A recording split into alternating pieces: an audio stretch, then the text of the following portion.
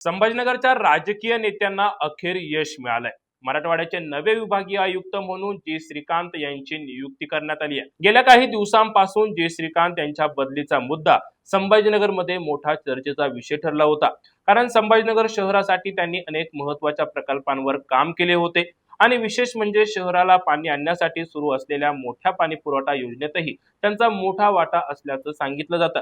आणि अवघ्या काही दिवसात शहरात पाणी येण्याची शक्यता असतानाच त्यांची मनपा आयुक्त पदावरून बदली करण्यात आली होती।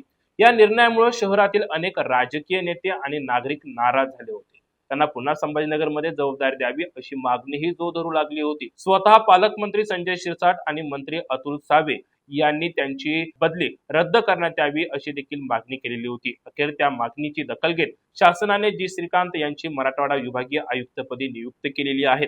तर विद्यमान आयुक्त जितेंद्र पापळकर यांची मुंबई येथे जीएसटी सह आयुक्त पदावर बदली करण्यात आली आहे। त्यामुळे आता जी श्रीकांत मनपा आयुक्त असताना ज्या पद्धतीने काम केलं होतं त्याच पद्धतीनं आता देखील काम करतील का हे पाहणं अतिशय महत्त्वाचं असणार आहे।